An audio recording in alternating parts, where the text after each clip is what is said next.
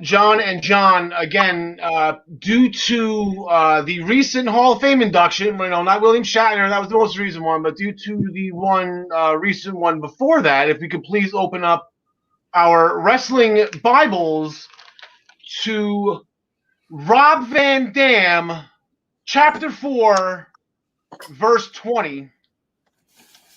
And John DeConnie, would you like to read this one?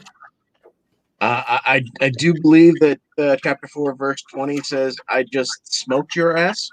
The whole effing show, baby. Yeah!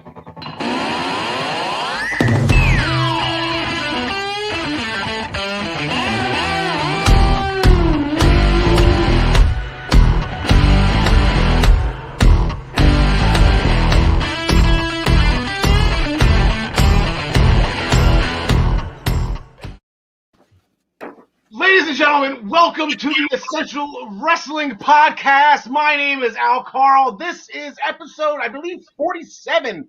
We're almost at 50, but more importantly, it's not about us, guys. We're almost at WrestleMania. I'm excited. The cards are pretty much almost finalized. We're going to go through everything we can today. But first things first, like I said, John DeConnie, the first ever PWP champion, the living legend, John DeConnie. Your guy's going to the Hall of Fame. Yeah, I was very, very pleased to see that. It seemed like it was a rumor. It just kept, we kept getting other people confirmed, but it was out there that Rob was in, but it wasn't getting confirmed. Finally confirmed, Mr. Pay-Per-View, Mr. Monday Night, going into the Hall of Fame, baby. Now, does Katie Forbes induct him? Dear God, I hope not. Up on the top part of the screen, my partner in crime, John Smith. How are things going today? Good, man. Happy to see RVD getting in the Hall of Fame. It just makes me feel old now because he was like the young, up-and-coming guy when we were growing up.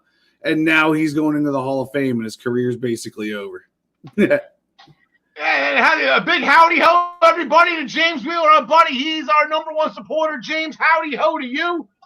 It is Easter week. I'm actually, that's not, see, now I'm trying to do two things at once. They're just not working. There we go. I got my Easter pastel. I got my Sunday's best on. I'm trying it out for everybody today. I got my Easter basket ready. And of course, I don't know if I've shown, it's a little bit of the bubbly right there. That's what the Easter bunny dropped off to me along with my little Vince McMahon action figure.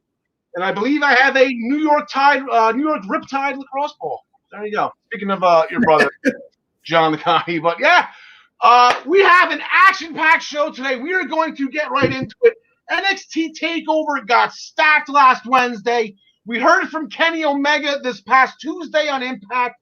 Gary Mehaffy, as always, is here to discuss that no disqualification, that flat-out fight between Ilya Dragunov and Sam Gradwell. Absolutely amazing. Brian Joy from Minutes to Bell Time is here to discuss the 19th anniversary show from Ring of Honor, plus preview the U.S. New Japan Cup. There's an 8-man tournament starting this weekend. I'm down to number 3. We're going to reveal number 3 on my all-time favorite WrestleMania list. We started at 30. We are down to number 3. Number 2 will be next week. Number 1 will be revealed at the WrestleMania special next Saturday. Almost there, guys. Almost there. We make our picks for this week's upcoming shows, and you'll see all of our graphics and statistics presented by MinutesToBellTime.com. And as always, our picks are sponsored by ProWrestlingPick'em.com. Play against your friends. Play against the universe. And guys, she'll like it too. You know what I mean? We are going to main event the show with the TNT Championship match from All Elite Wrestling's Wednesday night Dynamite. But we're going to get into the show. There's no reason why we would just get right into it. WrestleMania. We are about a week and a half away. Next week starts the bleep show of a week that is WWE, as well as Impact. The ball's on Impact going there. But we are going to start off Friday Night SmackDown, and the main event of WrestleMania Night 2, I guess the main event of the whole shebang that we would realize was going to be Roman Reigns versus Edge. Daniel Bryan, the entire night was actually the show began, held the show hostage, campaigned to get inserted into the match. Long story short, Postman Pierce brought everybody out. There was a pissed off Daniel Bryan that he wasn't in. We have a pissed off Edge because Daniel Bryan might get in. We have a pissed off Roman Reigns because he doesn't want to defend against two people. He doesn't want to defend on two nights. Blah, blah, blah. But Postman Pierce made the triple threat match official. John Smith. I kind of felt like Edge had an argument here. Daniel Bryan had two shots. Yes, they're not the fairest shirts in the world, but most people don't even get two shots, and now he kind of, I don't want to say weaseled his way in, but I feel like Edge has the point here, but you're going to take the other side on this. Well, think about it. He had to win the Elimination Chamber and then fight Roman right after that. That wasn't fair. And then the one legit shot he had, it got interfered with, and he made Roman tap. Yeah. So he should have won the title, allegedly. So this makes the most sense. He does deserve another shot at the belt, and they're not going to do it on SmackDown, and Roman won't defend it twice. So this is the only solution. Yeah, this is the solution. Like I said, WWE is not fair sometimes. John DeConnie, we've seen this before out of Daniel Bryan when he's kind of weasels his way to the main event. We've seen this before. Yeah. There was a meme that came out immediately after the show of Batista and Randy Orton talking like, you don't think they're gonna do the same thing they did to us. And for those, I'll reiterate this next Saturday. What happened on that and why Roman does not want this was because Daniel Bryan beat Batista in that match. Randy Orton was the champion. Randy Orton was not involved in the decision to lose the championship. Batista was the one that got tap happy to the yes lock. So the Universal Championship is in disarray right now. It's in jeopardy. It's in trouble. Roman knows it. So to be continued that, we'll see what happens on the next couple SmackDowns, and we will circle back to this on the WrestleMania special for our final thoughts. John Smith, a rematch from Fastlane, and I got excited again. I mean, it wasn't as great because it was SmackDown, but Shinsuke Nakamura, Seth Rollins, they went at it again. I got excited. Yeah, and it was, a light version or a diet version of what we got at the pay-per-view, and, I'm not the biggest Rollins fan, you know that. Yeah. But Nakamura, I could watch him go with anyone. I could even watch him go with Cody. So whoa, that's high praise right there. That's high praise. Wow. So but the story of this had more to do with Cesaro and the fact that it's going to be Seth versus Cesaro, and it's official now. And hopefully Cesaro doesn't lay down at the pay-per-view, man, because Rollins doesn't need this victory. Cesaro needs it bad. Yeah, that's kind of a toss-up, and they announced one other. It's funny, you look at the non-title matches that Raw threw out two, and then SmackDown threw out their two. They gave us Rollins and Cesaro, and then they gave us Kevin Owens and Sami Zayn. Now, not to toot my own horn here, but I put out a way too early WrestleMania card. I think it was back in November. Something ridiculous, just to write something for the Easy Observer. I was bored one day, whatever. And I got one right. Here's Sami Zayn. I have it for the Intercontinental Championship. Whatever. I'm going to take the points anyway. So I think I rattled off 16 matches. I got one right, so that's better than I've been doing. John DeConnie, I do this to you all year, my way too early WrestleMania card. I never did get Roman Reigns versus John Cena. I got it, but it wasn't at WrestleMania. I love that every year because the amount of thought that you put into it, And as I'm reading some of your build-ups, I'm going like, yeah, those two have never faced each other before. That would be perfect. It's amazing what you can think of on a train for an hour and a half, and you got nothing to do. But I guess next week, Sammy will be premiering his trailer. I don't know if it's going to be Red Band or not. His trailer for his documentary, which I guess will be a special guest, Logan Paul, the YouTube sensation. And I guess he has the brother that made the meme out of Nate Robinson in the boxing fight, right? Those brothers, right? Sure. Yeah, and then there's Chris Paul from the State Farm commercials, and he's got, it's the Jake being his brother. Yeah, so the Paul family's a little bit confusing, but Then there's the there fake will Chris be Paul. Logan Paul there. Maybe Logan Paul gets involved in WrestleMania. Who knows? I sure hope not. KO and Sammy do not need anybody on the outside interfering. This is going to be too much fun as it is. Both those matches, potential soul stealers, in my opinion. Bianca Belair, she defeated Natalya with the kiss of death. Post-match, Sasha Banks. She came in, hit Bianca with a backstabber because Bianca kind of slapped her for no reason during the match. So Sasha at least waited till after. So they got into a little bit. They're headed to WrestleMania. We know that. The Intercontinental and SmackDown Tag Team Championships. They're kind of like intertwined here. John DeConnie, first we had a six-man tag. They announced Ian Apollo in a rematch for WrestleMania. That's set. The SmackDown tag division got a little screwy, so they put the Alpha Academy with Apollo Crews. They put the Street Profits with Big E. Big E was having fun dancing and swimming in the cups at the beginning of that. Crews hit the angle slam for the win.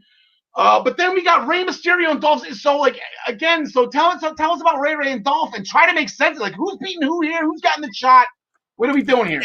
Well, I think as we talked about in pre-production, it looks like it's headed towards some kind. You just saw Gary's comment. Yeah, RuPaul apparently. Apparently, I guess Aunt Ru, Logan and Jake's aunt. Yeah. So it looks like we're headed towards some kind of four-way for the SmackDown Tag Team Championships, but they decided to hook up Rey Mysterio and Dolph Ziggler for a match last week. And Dom was outside, Rude was outside, of course. Okay, he's a Tampa guy. Yeah, I think so. I figured. I just thought every wrestler was from Tampa, technically, right? So, anyway, Ray and Ziggler went out to the floor. Ray attempted to pull off a Hurricane Rana, and Dolph kind of powered out of it and power bombed him over the barricade.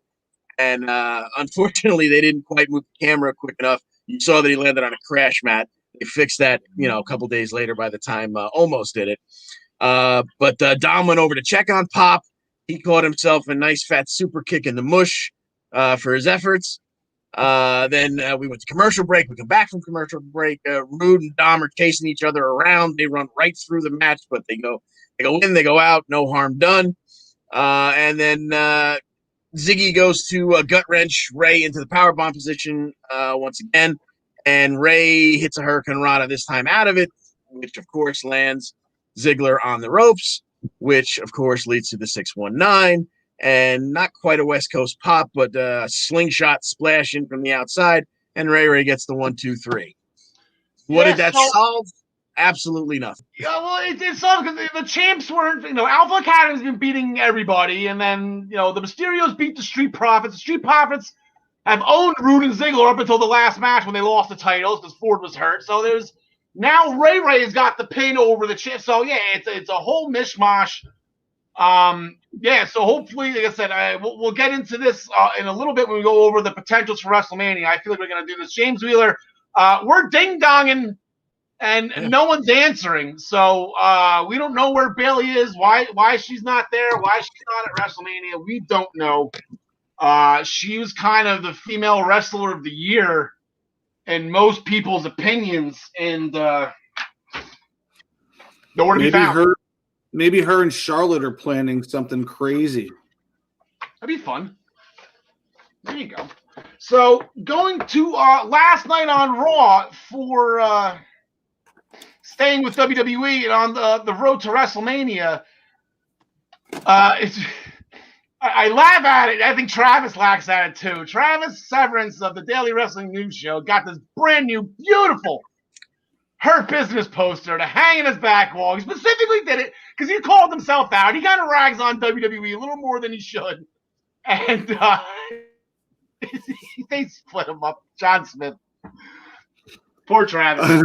He didn't deserve Yeah, no, but it should not have happened. First of all, I don't know what they're thinking.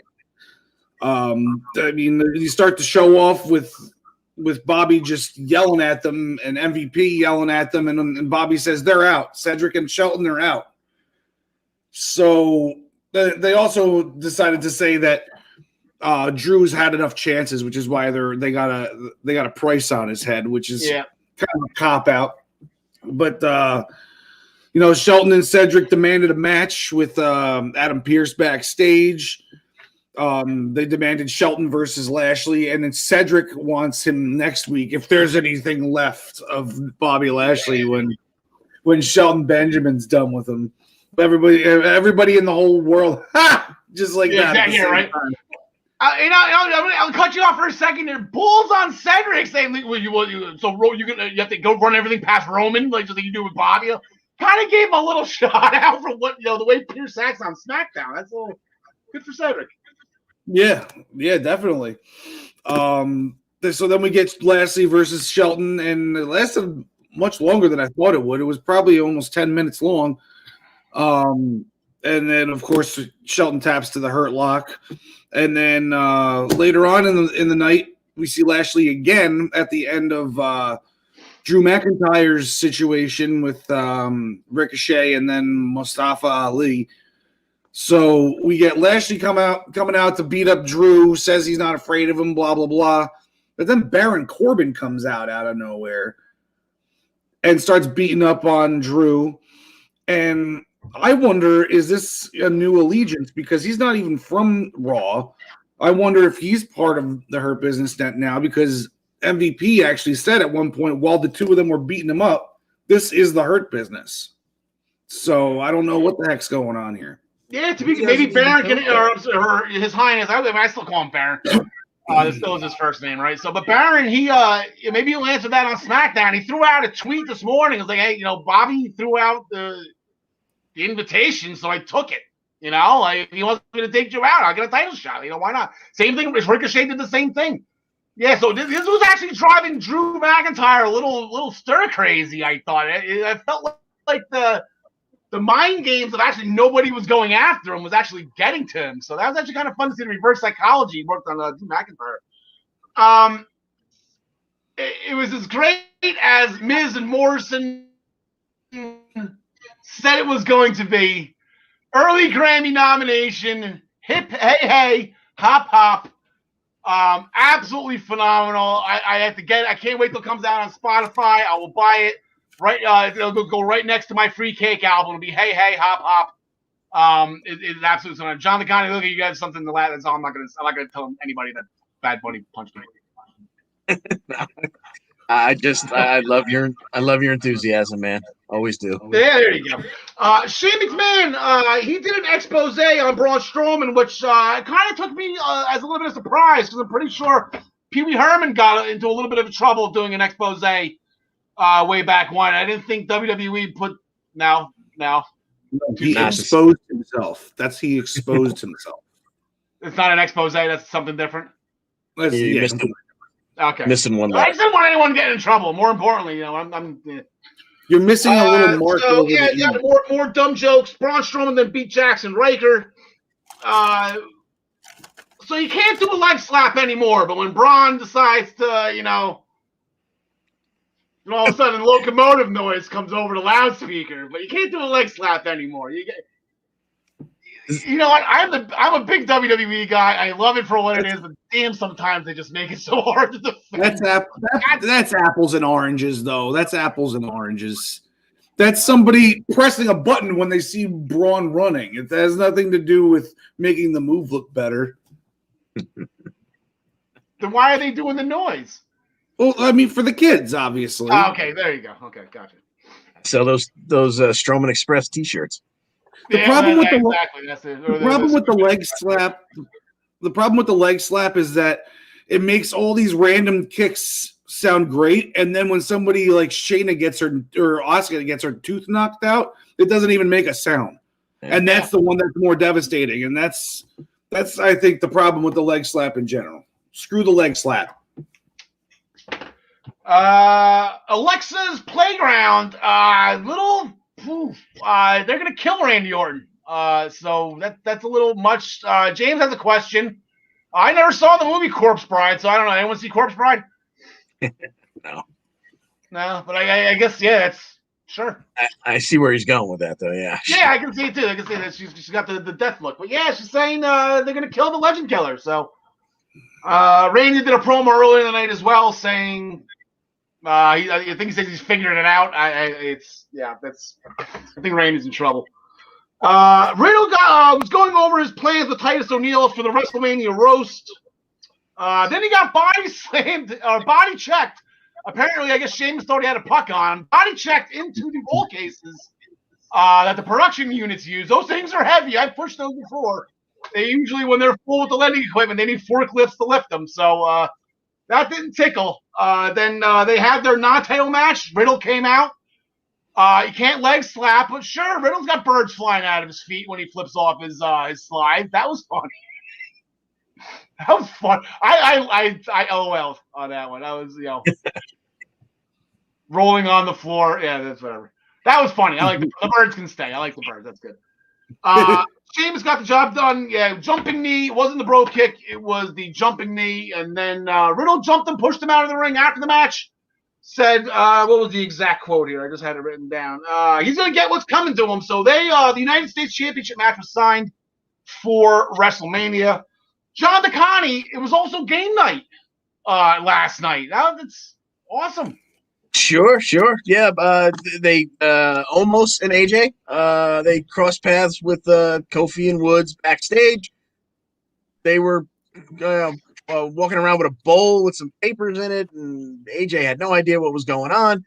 They wound up out in the ring, and it was game night. And once again, just like in the Newlywed game that they kind of played last week, New Day did well. AJ and Almost did bad. I was completely bored, and then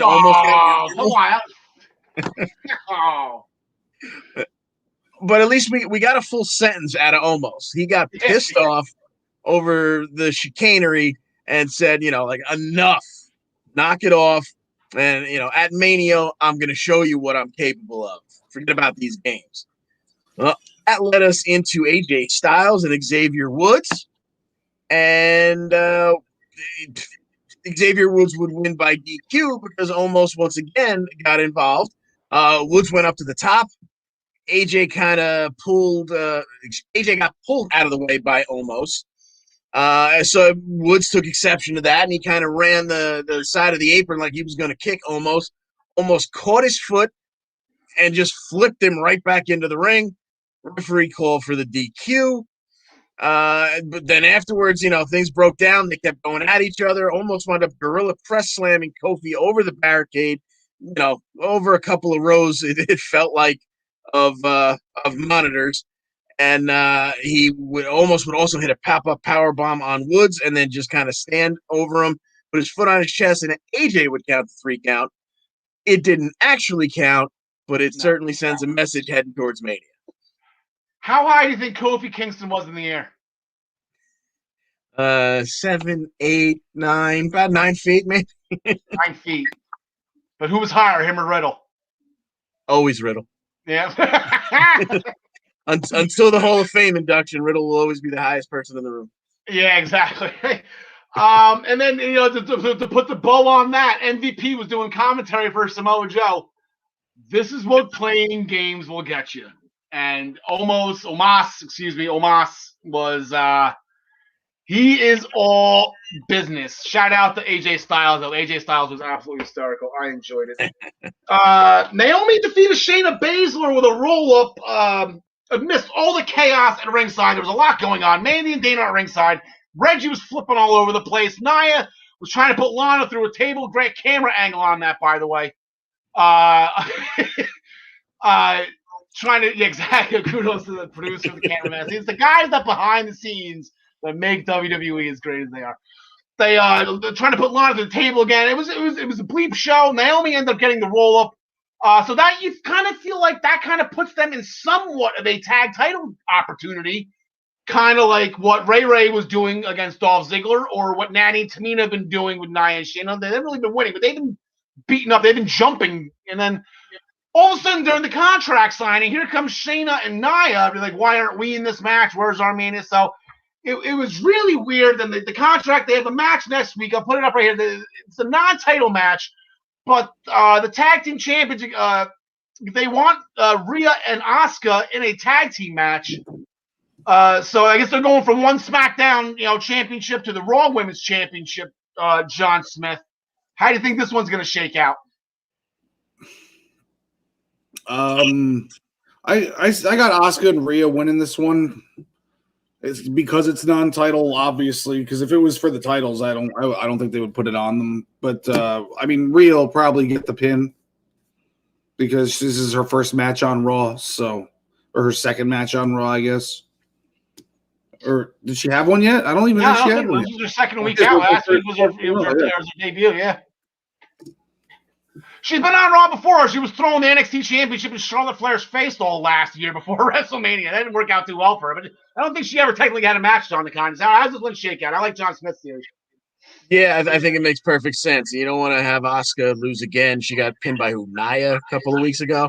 You don't want her to lose again. You certainly don't want Rhea to lose before you give her this huge spot at WrestleMania. So I would have to say those two win. And I like John's idea of Rhea getting the pinfall. Yeah, and then I guess we forgot about this match, but seriously, there is something left of Bobby Lashley, so Cedric's in trouble. But this is happening on Monday as well. Throw that out there. So this is what we have booked so far for WrestleMania. Night one, we got Lashley and Drew and Sasha Bianca, the Raw Tag titles. Strowman and Shane was announced. It was a steel cage. We forgot to mention that in our my ramblings after he beat Jackson Riker. Strowman was allowed to choose the stipulation. He chose the steel cage. Cesaro and Rollins from SmackDown along with Miz and Bad Bunny. Daniel Bryan was added to the Universal title match that one main event night 2. Bray and Randy are playing with fire. Nothing technical yet, still just a singles match. Raw Women's Championship, Intercontinental Championship, United States Championship. And then Kevin Owens, Sami Zayn. So that leaves us with this left. Like I said, you feel like those are going to be the 6 matches, right? For each of them. There's 12 matches. You put maybe the WWE Women's Tag Team Championship in a Fatal 4 as the kickoff show one night. The SmackDown Tag Team Championship is the kickoff show on the other night. But then we have Nakamura versus Baron Corbin. Where's Jeff Hardy? Jey Uso. Bayley gets nothing. Cedric and Shelton for all they've done. Where's Humberto Carrillo? We saw him for the first time. He thought maybe he had a huge main event spot coming up. Maybe he's gonna join late to the party. Maybe like after the show's over, Humberto Carrillo is gonna run out to the ringside and do what Big Show did last year. They challenge him after the show's over. We got to get the battle royals. Yeah, that'd be fun. That gets everybody at least on the kickoff show. For those of you who are on ProWrestlingPick'em.com, many points available for WrestleMania, and then we have 54% to deliver. NXT UK Prelude still only has the 2 matches. We're going to get to Gary in a second. Impact will probably announce their entire card tonight. So hopefully Tommy had the card on his napkin 2 weeks ago or 3 weeks ago, whatever it was. I don't know why it's taking him so long to book everything. Who knows? He tried to talk to Trey about it last week. Trey just blew him off. But gentlemen, anything you want to say going before we bid you adieu and bring in other parts of wrestling here? One quick thing, talking about Drew's paranoia backstage and whatnot earlier in the night. He crossed paths with AJ and Omos. And the one thing he said, I'm going to take it as a harbinger just because I want it to be. He said, I'm not going to jump you, Drew. Don't worry about it. I got bigger fish to fry, blah, blah, blah. I'm sure we'll cross paths soon enough. Yeah, right. John Smith, I just WrestleMania over there before we go into your wheelhouse. Gary's up next, but then here comes your wheelhouse. I just want to say Santos Escobar rules. Jordan Devlin sucks eggs. On that note, we will bring in the pride of Belfast, North Ireland. I didn't realize, John. Mehaffy shots fired. I didn't know that John was taking up stand-up comedy. That's brilliant. Yeah. I'm very impressed. That's very impressed. And for so long, he stuck with that line too. Someday it'll ring true, but not soon enough. Gary, top of the evening for you. How are things going? Everything's going well. Yeah, cheers, buddy. You can taste the power. Broken by the Eastern Observer. Again, you say the words no disqualification match. Like, okay, just be a normal notice. It means something different over by you, Gary. It doesn't mean the same as it does here. No, especially if Ilya Dragunov's involved. He's had two brutal ones in this, to be fair. This past week in NXT UK, his match with Sam Gradwell literally there were no quarters given at all. Yeah, and it's not even just that. We'll backtrack. You know, Sheamus and Drew Matt, those are your guys too. Those are I know we watched that here, but there's a no disqualification that just means something different to the British strong style, the UK brand here. But yeah, Dragunov, credit to Ilya Dragunov. He looks like his whole entire body breaks in half. Like when he got slammed onto those steps, I thought he got shot. Like it really, like he was screaming bloody mercy. Yeah, he get one of the things that I would say is his calling card. He gets marked up really easily when he's wrestling, and he chops to the chest or to the back. Dragunov, he marks up and he reddens up very, very quickly. So it is always interesting. Hopefully, it doesn't affect him too much in the long run, but he is willing to take a lot. And again, for anybody, if you haven't seen this match, do go back and watch it. And I will say, hand on heart, while maybe 2 months ago, I was thinking, Sam Gradwell, why are they keeping you here? You've been injured, but so what? Yeah. He showed me something in this match, and they literally, the two of them had an amazingly hard-hitting match. It was just superb. Yeah, absolutely great. Great way to end the show. It's always fun to see Enoki, but they started it pretty damn good, too. They came in hot with the Supernova sessions, Garrett. Yes, they like every week, as I say, you know something's going to happen every time there's a Supernova session. It's not just for the sake of having it, and it's I'll set it up for you. It's not gonna fail.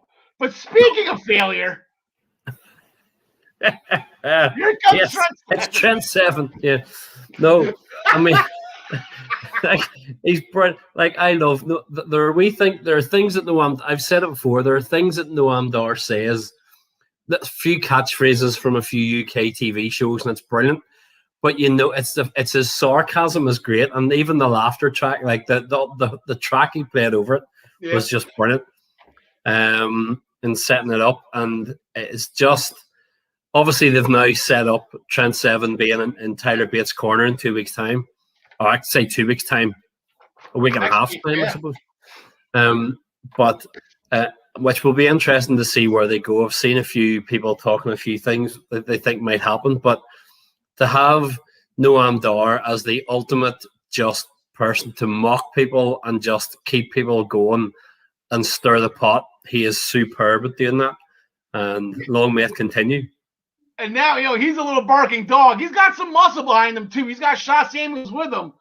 So that was fun. That was a great note. He was in the Cruiserweight Classic. He was the youngest competitor at that point in time 5 years ago. So he was an OG, a 205 OG. He never got a Cruiserweight Championship match while Devlin was over there. I guess maybe if Devlin goes back with it, he might get a shot. But I guess now he's got to settle for the Heritage Cup, which is fine. But then he called Trent 7 an outsider. Now he's been a day one guy with the UK. It's funny how they meshed all the history of everything together. Well, it's well written and well joined. We've said that before, but the NXT UK show, I mean, they set things out ahead of time, but they really do a good job of tying everything in, and they did it again here, as you said. Joseph Connor's got his rematch with Jack Stars. Connor's got the win with, I guess, a rude awakening, right? I mean, let's call it what it is, right? I mean, that's by any other name. So Jack, he said in the match, Jack's 15 minutes are up, and then Piper was there to pick him up a little bit after the loss in the back. You know, it's gonna be okay. She gave him a nice little hug. It'll be interesting to see where they go with it, because when I saw them do the wee hug, I thought, are they actually going to go, oh, here comes the We Love angle, or are they going to have Jack Stars starting to fall for her, but she's just his mate, and then maybe way down the line, he suddenly goes, well, what do you mean you don't like me? I like you. And then actually we get a Jack Stars heel turn. Way down the line. But we'll see what we think. But now, if this turns into a love angle, does he change his name to Jack Sprat? No, is that you can't okay, you can't say. I apologize.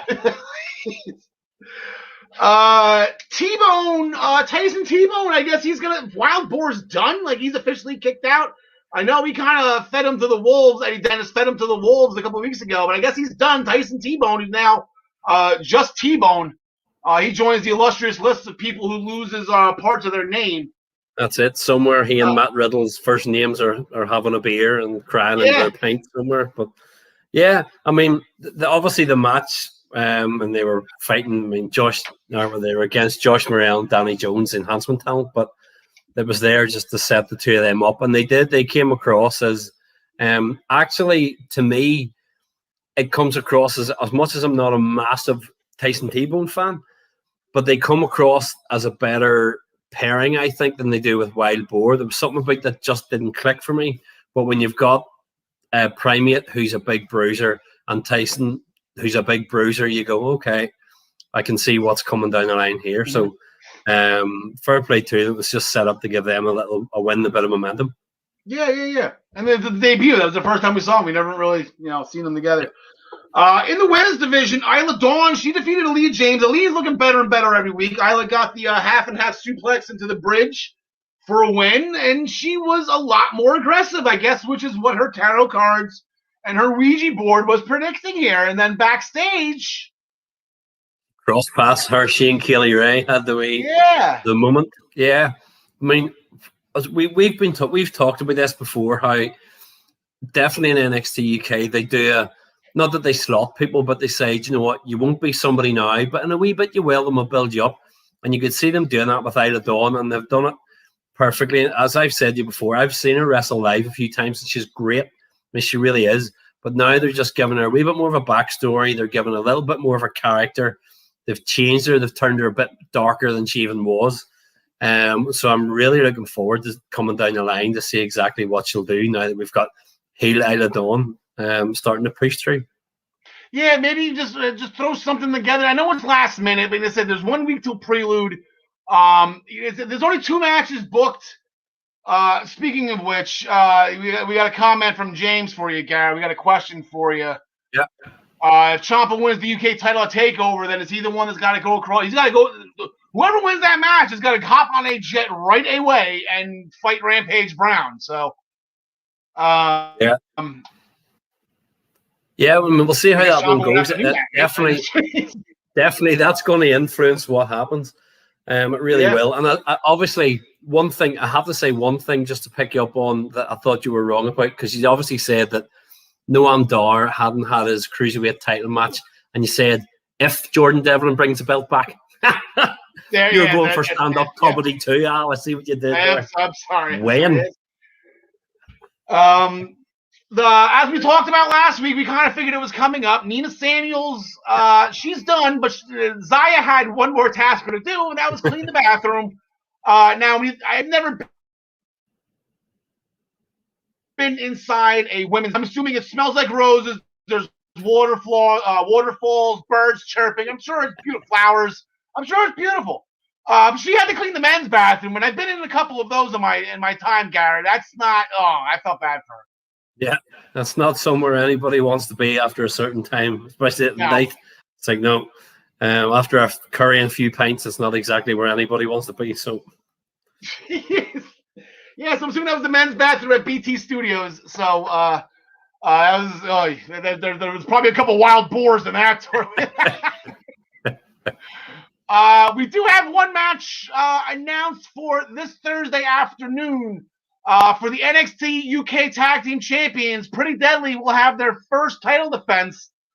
They had a pretty funny promo. They were good. They're kind of growing on me. Side plates.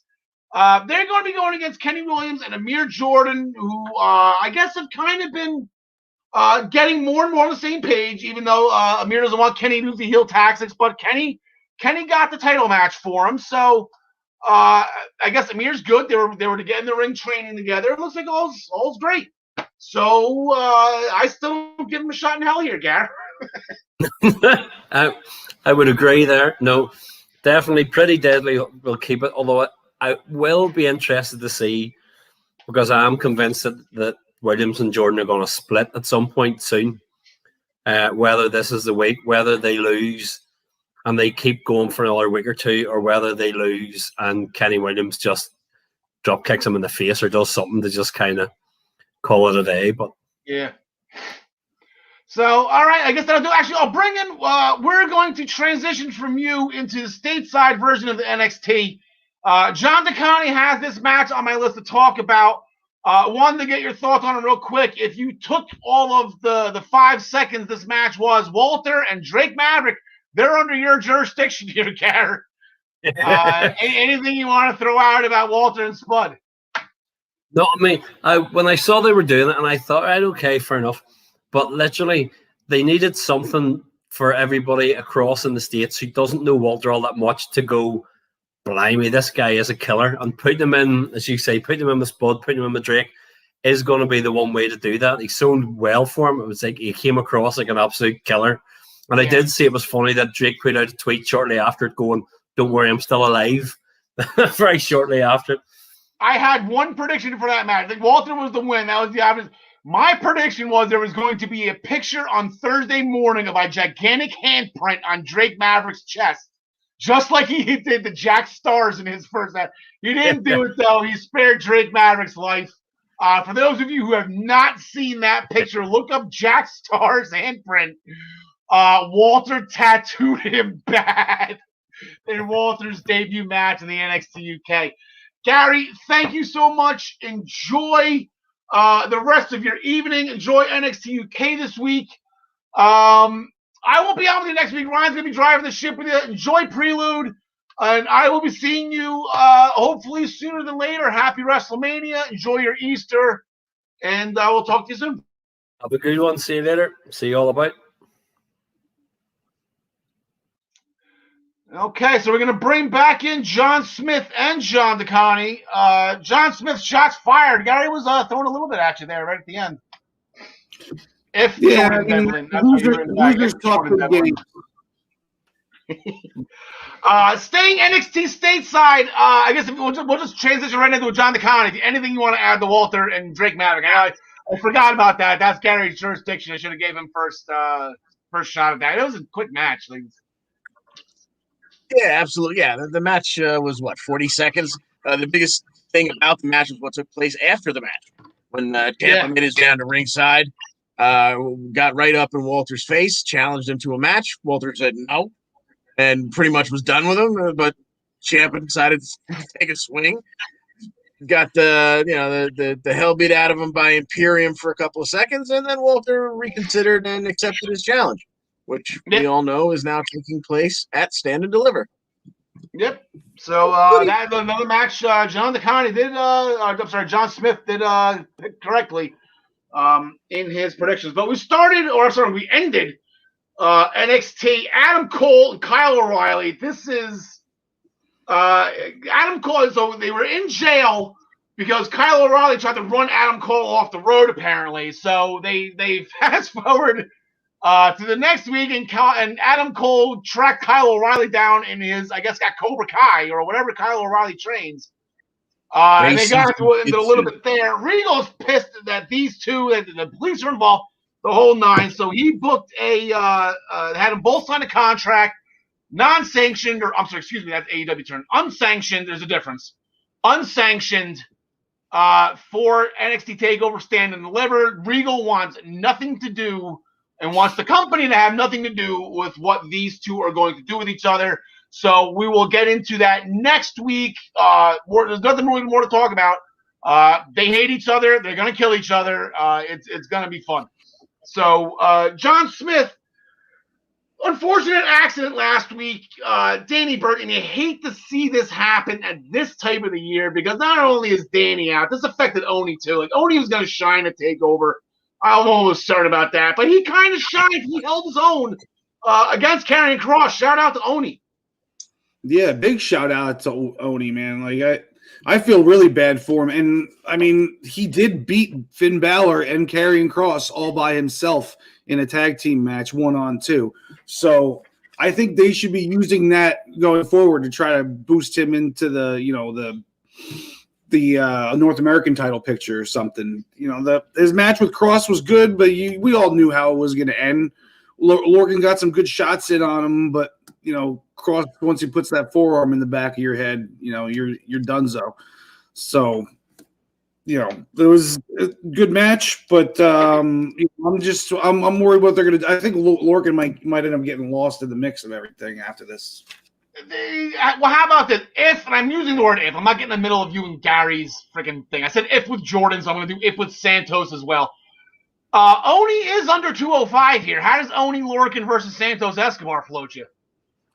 I think that sounds great. I mean, I think him versus Devlin sounds great too. I think no matter who wins that match between Escobar and Devlin, they're staying here. I don't think Devlin's going to take the title back with him over to UK. I think he's going to stay here. Maybe finish out whatever he's got, whatever kind of programs he's got going on in the UK. But I think he's here for good if he wins that title. Yeah, he tied up his last match. He had his one last thing with Trent Seven, and he handled him. So the bow is nicely tight. He's got no loose ends over there. So speaking of Jordan Devlin, oh my God, like jaw hit the ground, John DeConnie. Him and Kushida, holy crap! Like yes, and Jordan even said it in his promo. Like this is going to be the biggest match in this company's history, and you guys don't even know it yet. Yeah, and it absolutely paid off. And it's a shame the way it had to end, but I mean they tore it up like we knew they would. The Legatos, Wild and Mendoza had to get involved. They yanked Devlin out of the ring. He kind of ducked under, fooled them, got back in the ring. Kushida was in the middle of a slingshot move, wound up knocking them off the apron, kind of got them out of the way for a little while. And Kushida had been working the whole match on Devlin's arm, so he could barely move one of his arms. And Devlin hit an O'Connor roll after they got rid of the Legatos, and backbridged. And credit for the psychology in it. His arm hurt so bad he couldn't hit a regular back bridge, so he bridged on his freaking neck, and he got the 1-2-3 pin, and he gets the victory there.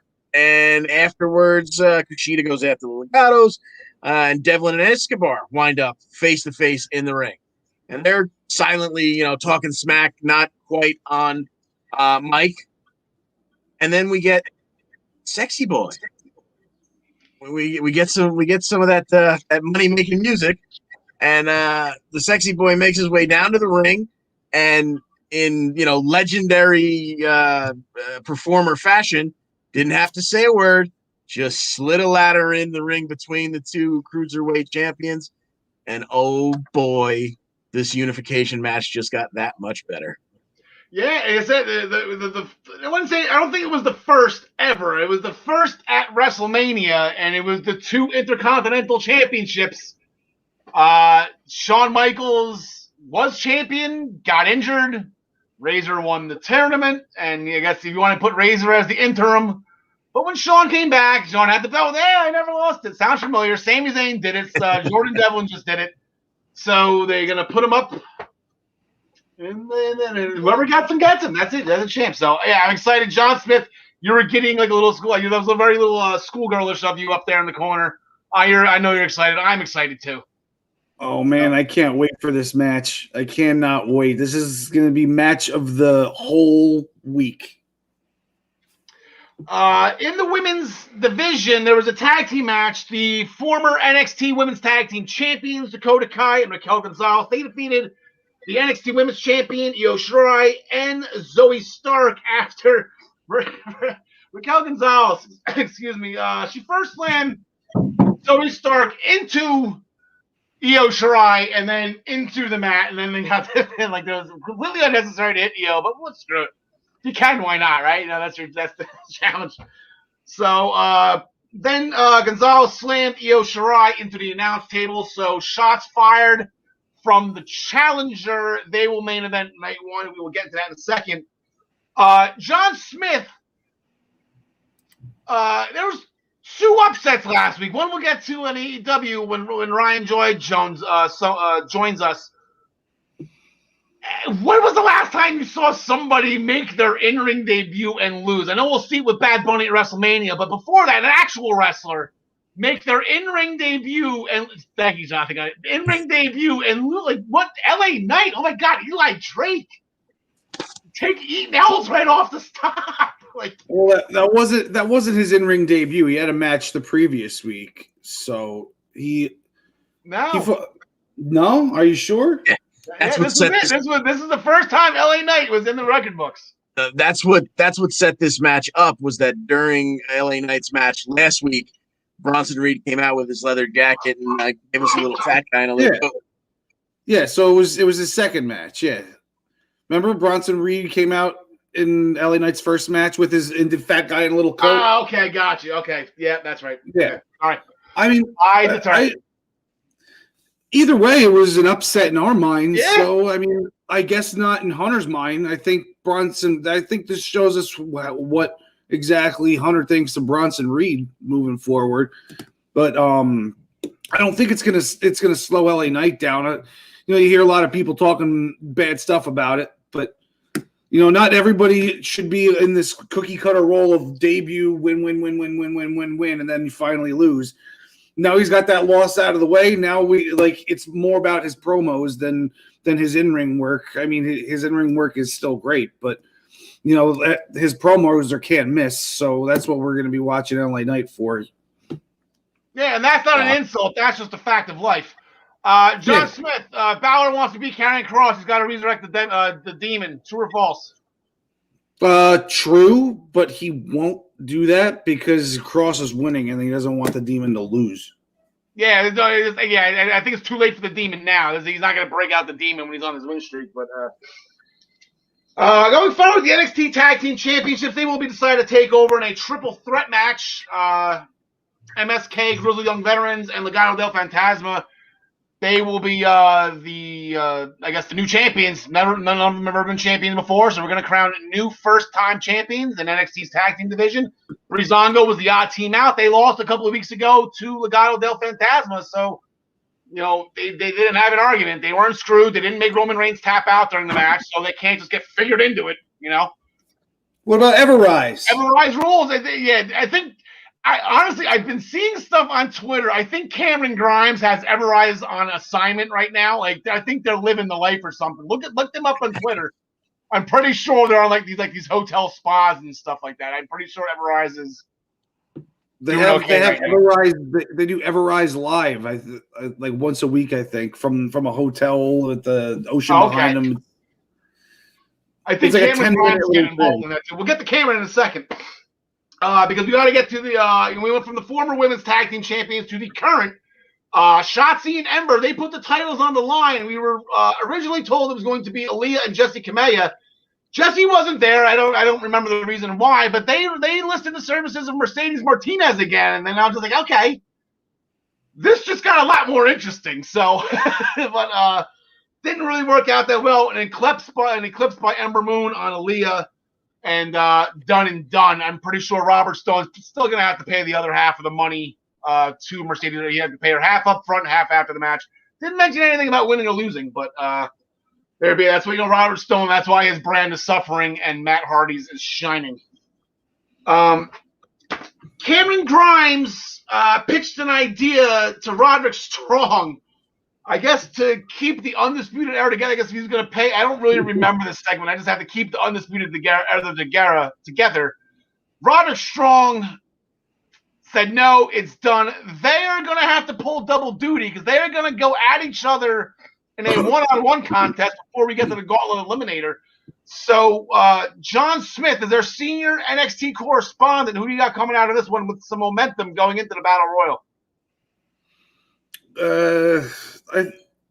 I don't know. I guess Cameron Grimes will win this one. I don't really know why or how, but he had offered to buy the Undisputed Era, like the intellectual property from Roddy. Okay. That's what he wanted to do, and then him and Roddy could be the Undisputed Era. That makes more sense actually. Than I'm thinking. Okay, John DeConnie. Who you got? Give me Roderick Strong, just because he's really had a bad month. He's really in a bad mood. He's going to take it out on Grimes. Yeah, he's pissed. That's exactly. He is extremely pissed right now because he wanted to go talk to Kyle. Have a hard time with Kyle. Kyle told him to go to hell. Roddy told both of them to go to. I'd actually like to see Roddy get thrown into that unsanctioned match too. Just hop right in there. Just get involved. They're not even in the match, whatever. Just get involved in the match somehow. Just beat the crap out of both of them at TakeOver. But Roddy has his own championship opportunity. So Regal came out. I kind of made a joke a couple of weeks ago about the order of the Elimination Chamber. That it was unfair. The Gauntlet was unfair. That they should have had a battle royal to determine. Then they should have the Royal Rumble to determine the order of the battle. I went on to this small little rant as a joke, but apparently Regal was watching. Hey, Commissioner Regal, he came out with this. It's a 12-man Eliminator Gauntlet. So first is going to be these 12 guys in a battle royal. The first 6 eliminated are out. The final 6 will advance to night 1 of TakeOver. They're going to continue the battle royal though tomorrow night, and when you're eliminated 6 through 1, that will be the order of entry going for TakeOver in the Gauntlet match. So when it's down to the 6th and they're down to the 6th, the next person who's eliminated, he's going to draw number 1 in the Gauntlet. Whoever wins the Battle Royal tomorrow night will enter last at TakeOver in the 6-man Gauntlet. So we're going to leave this up here for a second. John Smith is, like I said, our senior NXT guy. You can pick 6 here. So you got 50%, I guess, right? Yeah, I kind of went over this last week. I think it's going to be Pete Dunne, Roddy Strong, Dexter Lumis. Tyler Rust is going to be like your wild card that you don't think is actually going to be in it, but he will be, I think. Wow. And LA Knight and Kushida. Okay.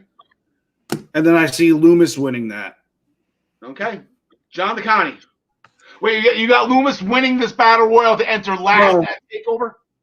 No, I don't have Lumis winning the Battle Royal. I think I think probably Pete Dunne will win the Battle Royal. All right. John DeConnie, pick 6 here. Okay, I agree with Lumis. I agree with Dunn. Agree with Kushida. Did you mention Grimes? I got Cameron Grimes, Austin Theory, and LA Knight. Yeah, I'm pretty much in agreement with that. I just by looking at it, I don't have this written down. I'm just going off of what I think I had on my top of my head. Kushida. Yeah, Pete Dunne. I can totally see Pete Dunne winning this. I can see Roddy winning this too. Dexter's a lock. LA Knight's a lock. Then it gets a little sketchy. You said there's going to be a wild card, whether it's Atlas or Swerve, Rough, Theory. I feel like LA Knight is going to do something to get Bronson Reed out of this and keep him out of TakeOver. I think that's going to be the payback for the loss last week. Yeah. So I think I went with Swerve, if I remember correctly. All right. Are we missing somebody here? Yeah, Tyler Rust. Tyler Rust. Okay, there you go. I was just saying, there's right in the bottom corner. So there you go. Write that down. Take it to the bank. John Smith, here you go. Night 1, Raquel and Io will main event. Walter and Ciampa, a huge interpromotional brand championship match. That's going to be worth the most points out of everything here. Is at ProWrestlingPick'em.com. The triple threat tag title, the Gauntlet Eliminator, that rounds out night 1. NXT title, the unsanctioned match, the Cruiserweight Championship ladder match, and then Johnny Gargano was not happy through all this. I failed to mention that before we went to this. Johnny Gargano is not happy. He's only going to have 24 hours notice for preparing for his challenger.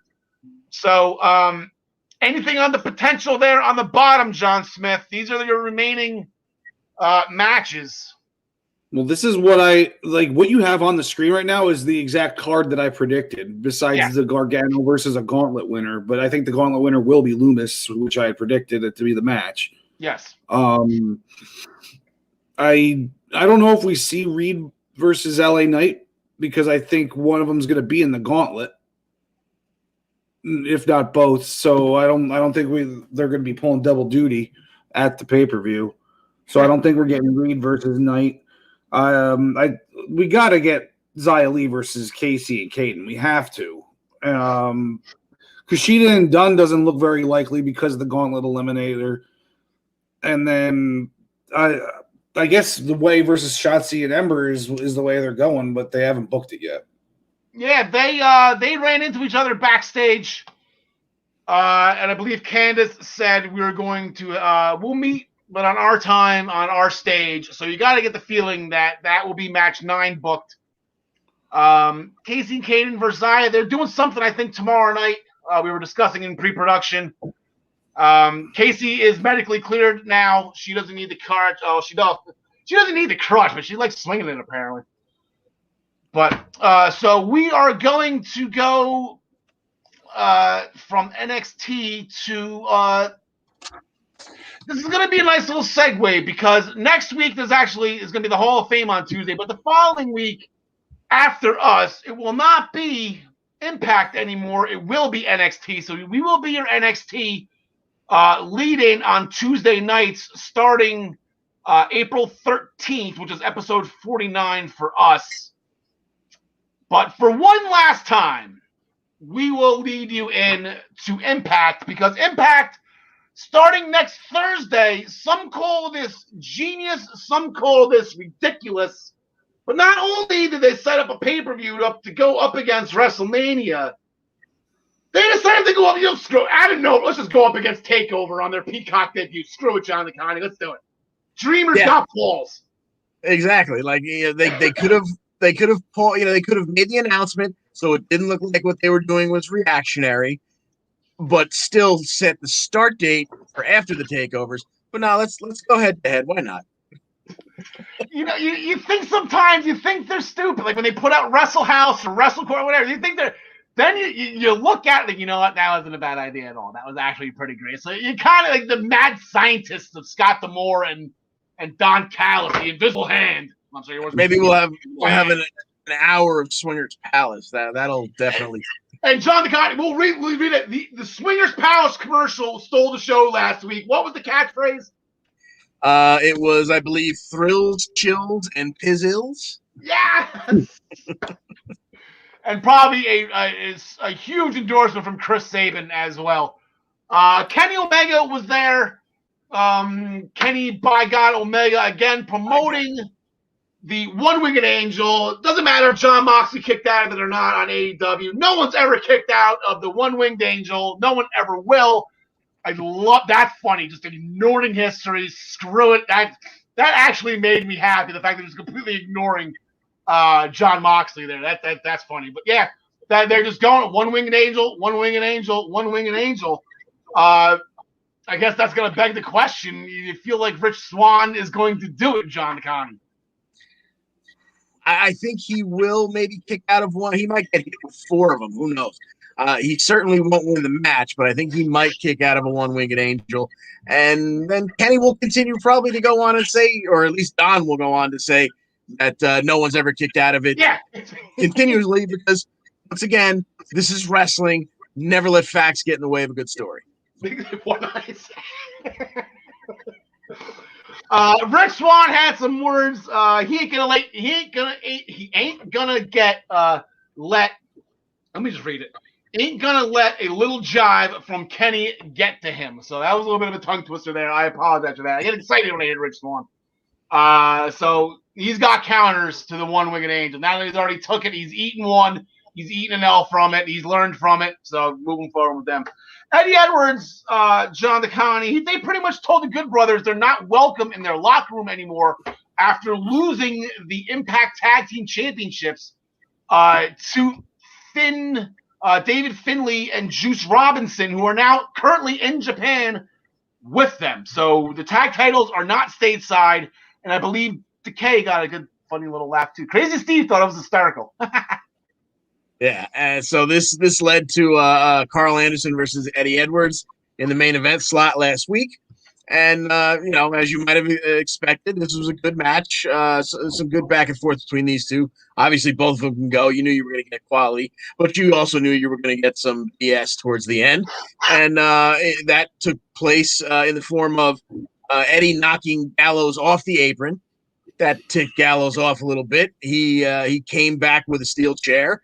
And when Eddie rolled Anderson up and Anderson kicked out of it, he was kind of going away from the referee's back, so that allowed Gallows to pop Eddie Edwards in the head with said steel chair, and he kind of stumbled backwards right into an Anderson spinebuster for the win, and the Good Brothers were celebrating. But then their friends from 10,000 miles away decided just to bust some balls. Finju showed up on the Tron just to tease them a little bit and send them home not quite as happy as they should have been after a pinfall victory. They will go at it at Rebellion. There will be a rematch. They just have to wait another 5 weeks to get it. So it's unbelievable. But there was actually a championship match last week. TJP, so close. But the Madman was quicker. Madman Fulton broke up the 3 count before the referee could. He was hitting threes. TJP hit the Mamba Splash. So TJP wins the match. Ace Austin, he gets the title retention. That's the title defense. They're going to have a tag team match. Post-match, I guess they started to beat down TJP. Josh Alexander came out for the save. John DeConnie, Senior Impact correspondent. Who do you got? Ooh, this is a rough one. It really is a coin toss. I'll give it to TJP and Josh Alexander, since this is Josh's, foray back into the X Division, the whole scramble that I'm sure is coming ahead of us at some point. Let the Josh get a victory here. John Smith. Yeah, and Josh Alexander is a tag team specialist, so he's got that working for him too. So I definitely got them. Yeah, I got Josh Alexander. Get him shining again. I thought he was gonna do it all. Turns out Ace beat him to the punch. So yeah, I like Josh Alexander. I like him in the singles role. I've said it a couple times now. He's like the Impact version of Big E. So I like that. Let him roll, brother. He's gonna get the title eventually. Maybe in another 2-3 years when Ace Austin gets bumped up to NXT or some of his contracts up and he has to drop it. Speaking of Jersey, from one champion to another in a non-title match, Deonna DePrazzo, she defeated Jazz by hitting her with a shoe. Not much more to say about that. No, Impact's going to impact. Trey Miguel was pissed from the week prior, the loss to Sami Callihan. So he was unstable as it was before. Now he's just off. Tommy tried to talk to him. Dreamer, tried to make a couple jokes. Took a couple shots at Dynamite. He even said it was just to try to lighten the mood. With I like sparklers, I think is something with that match. So Sami didn't want to hear anything about it. He actually went out and had a match with AC Romero, got the win after one of those meaty auras that he throws down there. Post match, he got jumped. Triple XL was jumping him. Then here comes Sami for the save. So that was a little odd. Sami, I guess he plays these kind of games. So tonight we're gonna have Sami Callihan and Larry D. Your boy John Smith, Larry D. in action against Sami Callihan. Who do you got? I definitely got Sami. Sami's gonna win this one. I'll be rooting hard for my boy Larry though.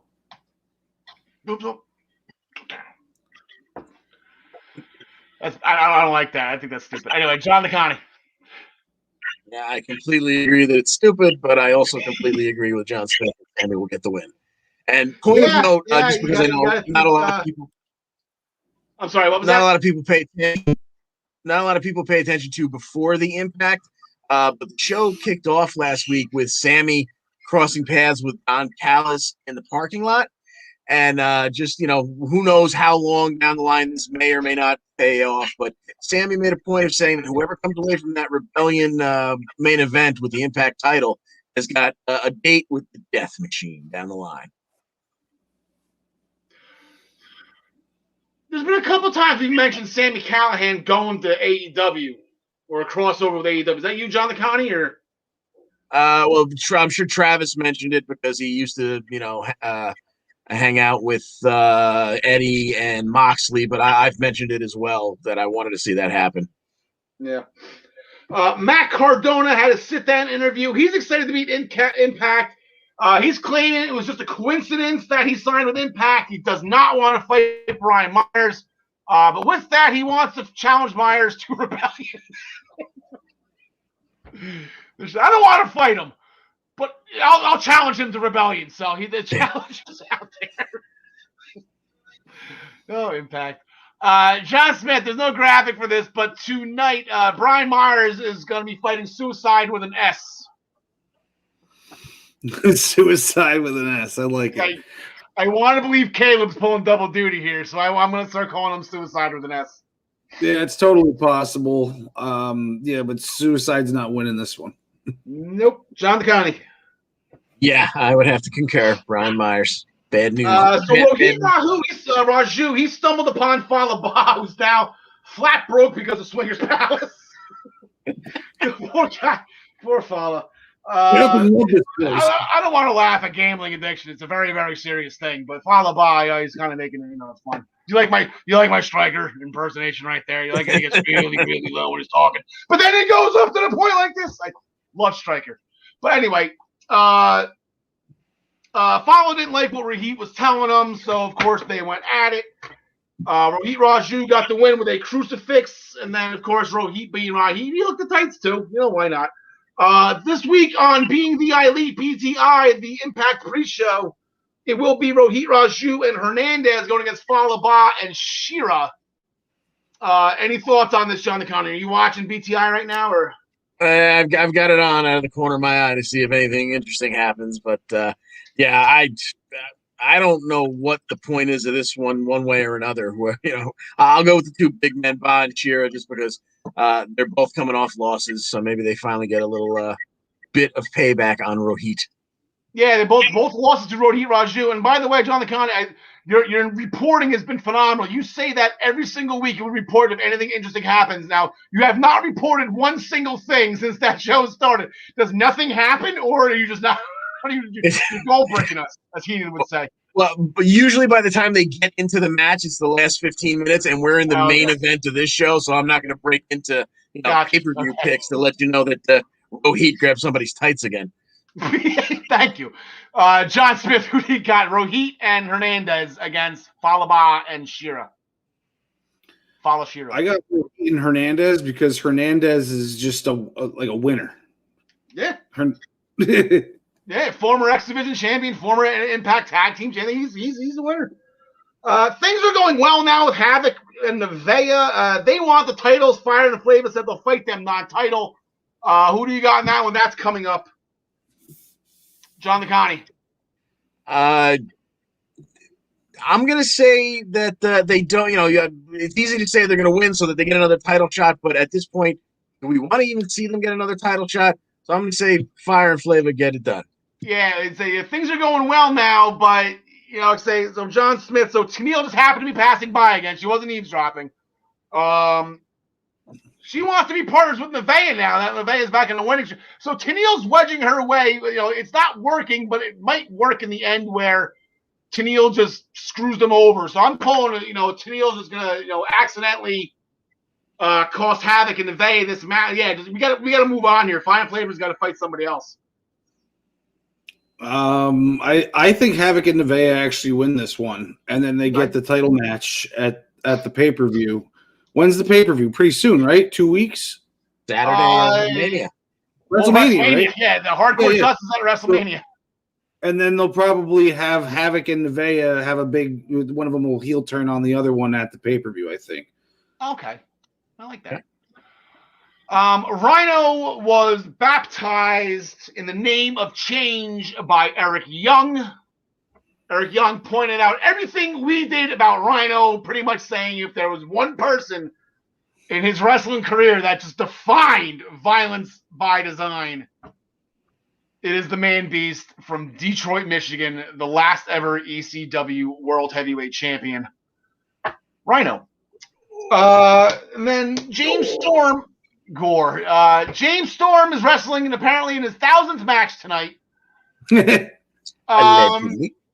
Maybe it's true, maybe it's not. Who knows? I'm a numbers guy. I haven't fact checked this. Maybe SpongeBob, maybe not. But unfortunately, he's fighting Eric Young. Scott D'Amore set this match up with Eric Young.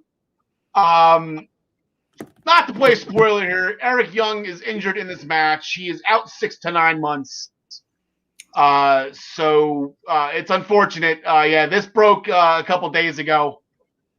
So we're not going to pick this one. We are just going to wish Eric Young well, and hopefully it's not too cringeworthy when we watch tonight if they do show it. So get well soon, Eric Young. And gentlemen, we will bid you adieu for the time being. We are going to bring in Ryan Joy from MinutesToBellTime.com, our host of the Daily Wrestling Morning News Show, the Daily Wrestling News Show. I keep on trying to throw morning in there, and it's just not. And I apologize about that. Well, it is in the morning. Every Monday through Thursday at 10 a.m. You had that handsome guy is back on Monday mornings with you for the time being, huh? Yeah, periodically there is somebody there. This past week it was he was trying to be AJ Styles as the show started, but I gotta watch that back to see how well I did with that. It was during your intro. I noticed I was wearing a hood. I'm like, I'm gonna try to be AJ. The first time I flipped it off my hat backwards, my hat fell off. I'm like, oh, that's cool. So I ended up making it work. But Ryan, how are things going today? Fun show with you and Travis this morning. How are things? Very good. Happy to be here. Like you said, it was a fun show this morning. It's a fun show every morning, so people should check it out. It is. I'm there every morning. I'm commenting right along, making sure that you guys understand that it's hockey the reason why NXT is moving, not because AEW won the war. Yeah, there's nobody's gonna actually come forward and say this is the reason. I think Triple H actually spoke on it recently. He said, we went to Wednesdays because we needed to be consistent with what was on the network, and then now we've established ourselves, and now we feel like we can change the date. So whatever, everybody's got their reason, but yeah, I think the impetus was certainly the sports channel going down. And to tell you what, I'm telling you right now, AEW, especially when Wednesday Night Hockey, when they're at the Nassau Coliseum, the ice is great there. They're going to get killed in the ratings when the Islanders are on, especially at home. Well, I think it's actually a really interesting story because I think that everybody, the pressure's on NXT, the pressure's on AEW, the pressure's on Raw and SmackDown as well, because everybody should be producing ratings. Nobody's going against each other. And quite frankly, Raw and SmackDown might want to get scared of NXT. Because I would hope so. A lot of people exclusively watch NXT, and it'll be interesting to see when they're unopposed just how good they do in comparison to the main brands. Yeah. So. All right, so we digress. Great show Friday night. There was the main title defense, but we have some new champions here. Yeah. The theme of the show really was the Foundation, which is Jonathan Gresham, Jay Lethal, Hot Sauce, Tracy Williams, and Rhett Titus. They were coming for LFI's gold. They had 3 matches to take away the championship gold, and they succeeded 2 out of 3. Jay Lethal didn't come home with the big belt, the ROH World Championship, but Tracy Williams, he got the TV championship. Rhett Titus and Tracy Williams captured the World Tag Team Championships. So new champions crowned at 19th anniversary show, but Jay Lethal didn't come through. Roosh is still the World champion. Yeah, they love Ace Austin and Robert, but Jay Lethal, he's the best that Jersey has to offer. I mean, if he can't get it done, Roosh just seems like he's just unbeatable. Well, it helped. There's a little outside interference going, So well, that's pro wrestling. That's what good heels do. That's what good champions do. They usually have outside help. Anything else, Ring of Honor, you want to touch on? I know the New Japan Cup. I don't know if you got my private message. We forgot to get the brackets here. I don't know if you want to switch to the New Japan Cup USA does not start this week. It actually starts a week from Friday. So So we're good on that. We don't need to talk about that. But it is an 8-man tournament that's going to start a week from Friday to determine who is going to face Jon Moxley next. So that's out there. It's cooking. Some names you'll know, some names you won't, if you're not a New Japan regular fan. So that's out there. But this weekend is the next big New Japan show. And it's got a world title match. The New Japan World Championship was revealed yesterday, the new belt. And Kota Ibushi will be defending that against Will Ospreay this weekend. I see you're smiling. Would you like to make a comment about how it looks like? No, I'm going to save it all for John DeConnie on the Daily Wrestling News Show tomorrow morning. No, let John have at it. Travis had at it pretty good this morning. John DeConnie is where that's where the ratings are going to pop in. He is the Essential Wrestling Podcast belt connoisseur. We've had conversations in the past. He recently just got me the Attitude Era belt that Ted wears so proudly every week here at Jersey Studio. I don't even know what I call my studio. You gotta come up with a creative name. We're in minutes. Maybe just name it after Eva Marie. I miss her. So we got that world title match. We also have a junior heavyweight tag team title match. Yo is making his long-awaited return. It's been about a year that he's been on the shelf. He's going to team with his partner Sho. So it's Yo and Sho versus Connemaro and Desperado for the IWGP Junior Tag titles. The titles that they never lost. They had to forfeit them. And then the really interesting turn in this whole show on Sunday is that the Empire is going to grow by one person, and we don't know who the one person is. It's a mystery partner that Cobb and the Great O'Khan have in their match against Shingo Takagi, Tetsuya Naito, and Sonata. So really interesting. And there's a lot of people on the market, plus the whole Forbidden Portal is open. So it could be literally anybody. So it's a lot of interest for me, at least, on what's going to happen this Sunday. El Idolo? It's possible, but he's been spending so much time in Mexico that it seems like, I mean, I know that, here in Florida, you don't have to quarantine when you're traveling in, but I think in Japan, they're pretty serious about things. So I don't know if he'd be able to get there. Gotcha. All right, so does that tie the bow up on you here? I know we usually kind of fly by the seat of our pants in this segment, right? I kind of just try to keep up with you. I forgot to put up your New Japan your graphic in the corner right there. Anything else you want to throw out there?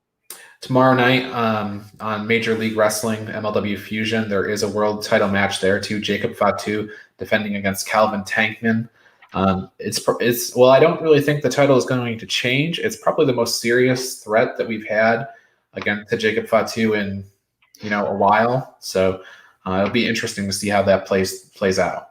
Okay. Otherwise, I think that's good. We can move to the next segment. Yeah, we're gonna stay with you, Ryan, because I know you're our senior AEW correspondent. We're gonna bring that's the wrong part. We're gonna bring in John DeConnie. We're gonna bring in John Smith. Bring them back in. We get the 4-name, boom, and we are good to go. Probably one of the funniest things. Okay, what I said, I rolled out of my, I fell out of my chair for something. John Silver and the Dark Order did it for me as well when they were helping John Silver practice moving out of the way of the coffin drop. That was perfect. It was great practice for John Silver. Poor Alan Angels. Why is he getting the bleep end of the stick here? I have absolutely no idea why he's getting singled out. But I digress. Johnny Hungy going in for the TNT Championship. I was going to stay right with you. Yeah, he didn't succeed. Darby Allin kept the TNT Championship. There was a spot in the match where Darby climbed the ropes to do what looked like a coffin drop into back onto John Silver, and he actually coffin dropped the entire Dark Order. But ultimately, John Silver would go for a power bomb. This is like 13 minutes into the match. Darby countered into what they're calling a code red. I guess that's what the AEW word for it is, for the pinfall victory. 13:46. John Silver doesn't succeed in taking the TNT Championship from Darby Allin, but I think Darby Allin's going to go back to the Dark Order before long. However, the Hardy family office and Dark Order kind of got into things after the match. So. Yeah, Code Red, that used to be the first time I ever saw that move done by the Amazing Red way back in the original. You want to talk about TNA originals, the Amazing Red was one of them. That's the first time I was the Sunset Flip Bomb. They called it the Code Red. So he was absolutely incredible. He was a part of the AJ Styles and Sonny Siaki, Taki Siaki. Remember? Anyone remember? Does anybody know Sonny Siaki here? My brother still uses that. He's his ace in the hole. He still uses that Ace in the Hole. to this I day. watched it with your brother way back. I said, me and Chris, Ace in the Hole, Taki Siaki. He was awesome. But I digress. Lance Archer, he had shot a promo. I guess Sting's weekly interview. I know Ryan didn't make it graphic, but I'm going to make a dumb assumption. Tony Schiavone's doing an interview with Sting this week. Last week's interview, Lance Archer came out saying it's not Sting's time anymore. So I stand corrected from what I said last week. Looks like Lance is going after Sting here, not the TNT Championship. Kenny Omega defeated Matt Sydal after one-winged angel. Don Callis speaks truth. No one's ever kicked out of it. You can add Matt Sydal's name to that list. John Smith, your best friend Penta, he teamed back up with his brother. They tagged with the returning Laredo Kid. An amazing six-man tag team match. Yeah, if you put your head down to write any notes during this one, you missed the next move already because they were going fast in this one, man. They were all over the place, the double suplexes, all flying over the ropes, all sorts of stuff going on here. And then the thing that got me, though, at the end was when Ray Phoenix took the little double pile driver, and then he was back on his feet 5 seconds later on the ring apron. And that didn't make their finisher look too great. But other than that, I got nothing bad to say about this match. What's his name again? The Laredo Kid comes up with the pin on Cutler after doing the Spanish fly off the top rope. That was a really sick move. So, definitely a good match, but they just buried their finisher, I think, the Young Bucks finisher. Yeah, and then it was weird when I fast forwarded Kenny Omega and Matt Sydal right there. I thought it was weird. I'm like, Kenny's got nothing to say this week. Like that's not Kenny at all. Here comes Kenny. Kenny late as usual, but here comes Kenny out after this match. Did a shoot with the Bucks when he had to make his choice who he was going to sign with after he left New Japan. He didn't choose WWE. He didn't even choose AEW. He chose the Young Bucks. Those were his friends. Threw up the 2-sweet, and the Bucks walked away again. So it's the Bullet Club. I guess stateside, the Bucks want nothing to do with it. Then here come the Lucha Bros, and just for fun, they laid out Kenny Omega. So there's going to be a 6-man tag team match tonight, Ryan Joy, with Kenny Omega and the Good Brothers versus the Lucha Bros and the Laredo Kid. Once again, they're teaming up. Yeah, I think Omega and the Good Brothers take this match. And I think maybe Laredo Kid takes the pin. All right, John Connie. Yeah, that sounds just about right. That's exactly where my head was at on this one. Omega and the Good Bros. All right, now, but does the Laredo John Smith, is it going to take 2 one-winged angels? How about a 2-winged angel? That's is that possible? Maybe. Yeah, one-winged angel, one-winged angel. Now, is it a winged angel? Cal's is saying winged, but I always thought it was winged. I don't know. Britt Baker did an interview. She just put AEW on the map with her non-sanctioned map, not an unsanctioned map. And AEW was a non-sanctioned match. There is a difference. Right. Lights are off. It's the lighting. The lights are off in AEW, where NXT is more like Motel 6. They'll leave the lights on for you. The letters AEW comes second to the letters DMD. So that was that fun little promo. John DeConnie, Pinnacle, their first action as a unit. Yes, sir. FTR and Sean Spears teamed up for some 6-man action between them and the Varsity Blondes and Dante Martin. And it was a good match. It didn't last all that long, but I think the exclamation point on it was that the Pinnacle looked real good. It ended with Dax tossing Martin, almost as if he were going for a 3D. But Spears caught him in a fireman's carry and did his running Death Valley driver that I believe he calls the C4 for the win. And afterwards, Wardlow just decided Pillman hadn't had enough.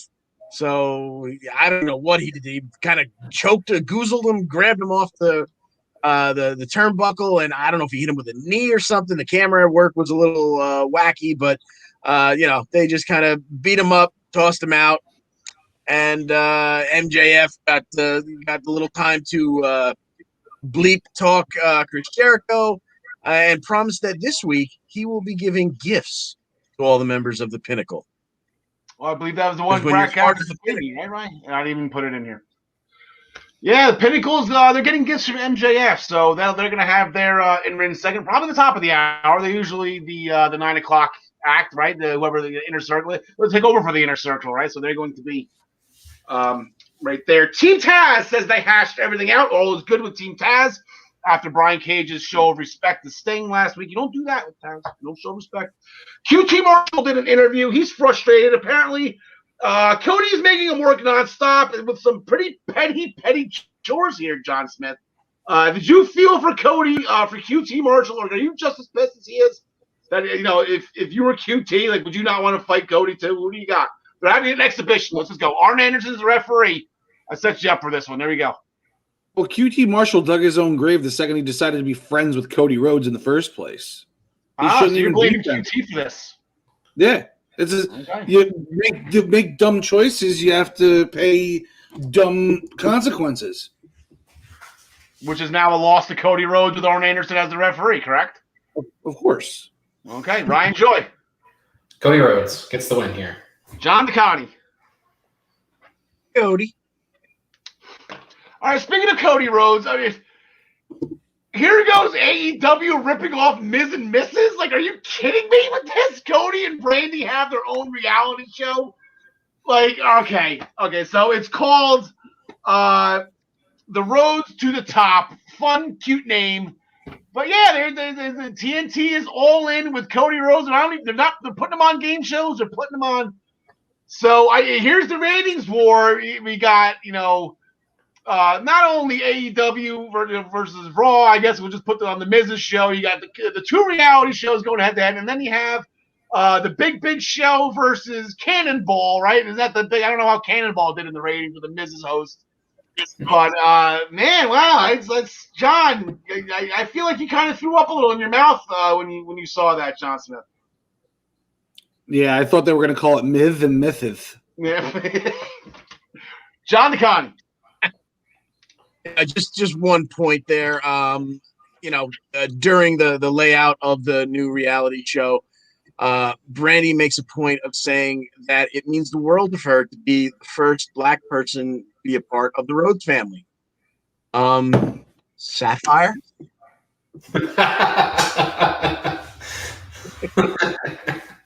No respect. No respect. Everything's about me and now. Just thought it needed to be said. So, all right, to be fair, Sapphire sold out Dusty. When she got that fur coat from the $1 Million Man, she jumped ship real quick. So let's not paint this huge positive picture on Sapphire. It's no longer with us. We love. She was great when she was on TV. We said Brian and I did her special WrestleMania 6, her match, and then I said DiBiase brought her out. That was the huge feud with DiBiase and Dusty Rhodes. That was a lot of fun. So God bless Sapphire. John Moxley and Eddie Kingston had a really great promo on the Good Brothers. They're going to pay, and I guess they're going to bring the Bucks involved on this too, because they said the young Bucks better get ready to get their hands dirty, because this game is being played with live rounds. Very nice quote. Very great promo. On to Hangman Page, who defeated Cesar Barnoni with the Buckshot Lariat. That was to par. Scorpio Sky video package saying my days of being underrated are over. Good for you, Scorpio Sky. Can't wait to see him shine. Red Velvet, for whatever reason, wants more of Jade Cargill. That is a mistake. Brian, and like I said, we had two upsets this week. The first one, like I said, Bronson Reed over LA Knight. No one saw that coming. This was a huge upset. It was a rematch from the Women's Eliminator Tournament. And Ty Conti just shining. Yeah, so two things. First, I know it's going to take a few extra seconds, but when you say the words LA Knight, you must say LA Knight. And I should waste a little bit of time on the show, but you got it. And you have to do that, especially when our new Hall of Fame induction.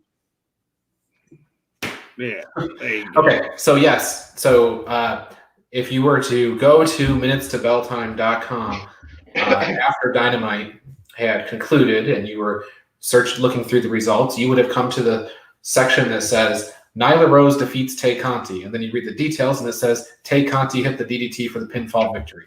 Clearly, I was writing my summaries before the match had concluded. This was not an outcome that anybody expected. That line, Nyla Rose defeat Tay Conti, made it all the way into social media and everything where I posted the results. I had to go back and do a bunch of edits. In fact, Tay Conti did get the win. She used the DDT to get the pinfall victory. And it really, not only did she get the win, but it looks like she's getting tossed right into a program that includes the AEW World Women's Champion, Hikaru Shida. Nyla Rose attacked Tay after the match. Shida came out to her defense. Then the Bunny came out, and Matt Hardy said his clients have been overlooked. The women's tournament was a sham because the Bunny wasn't in it.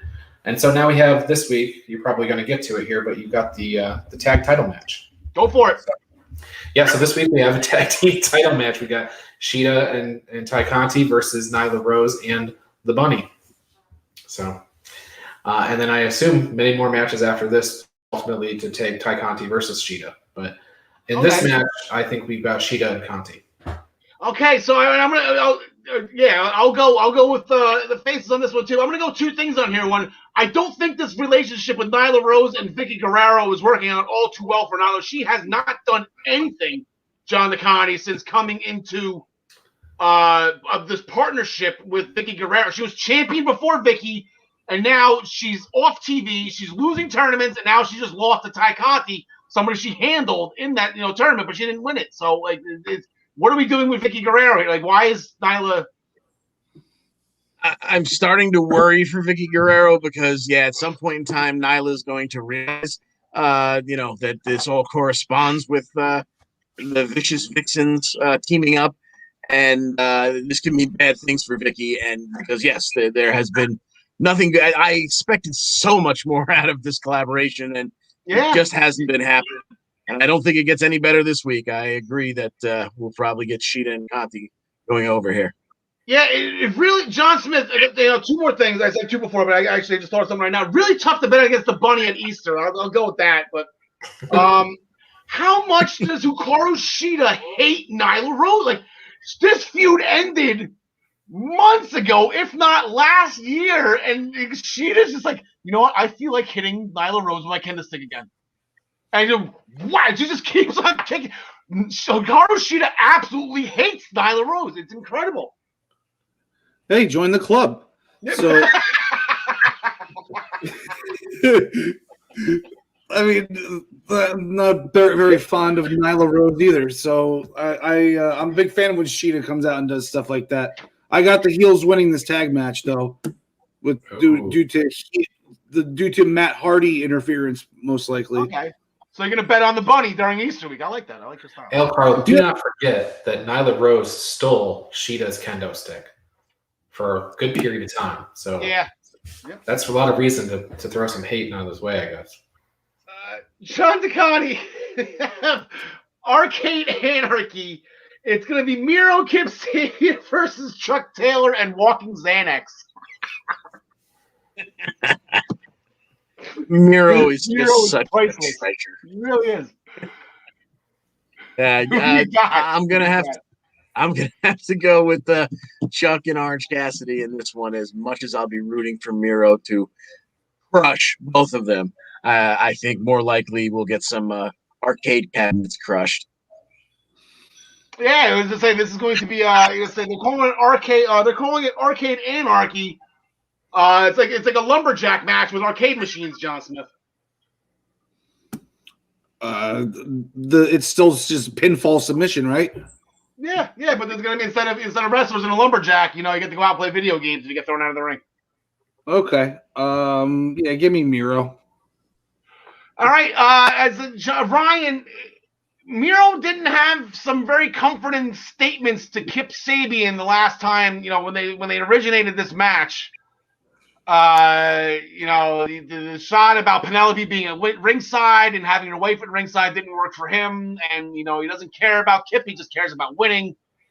In the ring, outside they're best buds, but in the ring, you know, as I said, I got a funny feeling Miro's taking a walk on this one. Yeah, could be. I will pick Miro to win this match. I think that his finisher is called Game Over. So in the arcade match, I think he has to take the win. But yeah, I mean, you bring up a good point. I don't think even with a win here, I don't think Kip Sabian and Miro are long for this world as a tandem. And this morning on the Daily Wrestling News Show, Ryan, Travis did his homework on Christian Cage and Frankie Kazarian. Their feud way back in the old TNA days, around 2007. They were involved in a 10-on-10 cage match. I believe Christian's was his coalition at the time, AJ Styles and company. Then I guess they had a one-on-one ladder match, and he had to hit the nail right on the head. These two guys who are well aware of each other. They know each other. They feuded with each other. This is going to be great on Christian's way to the AEW World Championship. Frankie Kazarian had hair at the time, though. So do they really know each other? I mean, they know each other now. They knew each other then. Do they know each other now? I say Cage has to win this, right? I mean, it's just, unlike LA Knight. He's going to win his first match out. All right. And his second. County, the first stepping stone to the AEW Championship. You in on this? Absolutely. Christian Cage. The instant classic. John Smith. Is this going to be an instant classic? That's what Christian Cage does. Cage wins, and it's going to be way too long. they're going to put on a 15-minute match. Is it possible that Brian Cage and Christian Cage fight in a steel cage? Against Ethan Page and Hangman Page? There you go. Against Page and Page. Somebody put that on Twitter. Cage versus Cage in a cage for the Cage name. It'll be Cage on a pole in a cage. It'll be a little mini cage on a pole inside a steel cage, and whoever grabs the mini cage can use the name Cage for the rest of time. Book it. So that will do it for AEW. And then Travis timing it right on time. Boom. Dallas Page as the referee. Real quick, one last question. James Wheeler threw a question out here. We kind of ask it all along. I guess this is the question to ask. I guess Roman's title's in a little bit of jeopardy. I think the agreement is Kenny Omega is in the same World Championship level as Roman Reigns. I think we agree with that. I think the race is here. Who loses their title first, and Roman's is in serious jeopardy. So, quick answers around the horn here, Ryan Joy. Roman. I think Roman loses at Mania. All right, John Smith. Yeah, Roman loses first, but Omega, the AEW title is not on the same level as that title yet. It's only been around 2 years. Correct, John Takani. Yes, I think Roman loses his title first. Absolutely. All right, I threw it out there this morning on the Daily Wrestling News Show. I think AEW is going to counterbook TakeOver night one. That's going to be the last night they'll go together head to head. I think they're going to counterbook with Christian winning the World Championship from Kenny Omega. So I'll go Kenny Omega on that one. Yeah, I just want to make a point, counterpoint to John Smith. The Universal Championship hasn't been around that long either. Yeah, but the WWE company's been around, and they need a world champ on both sides. I mean, if you want to get technical about it, then you could say that. But I mean, it's still a 50-year-old company. Are you allowed to say that word on air? What's that? Oh, he said technical. I thought he said something else. So that was Tommy Dreamer right there. I was breaking up the argument with some humor. So we're down to number 3 on my all-time favorite WrestleMania list.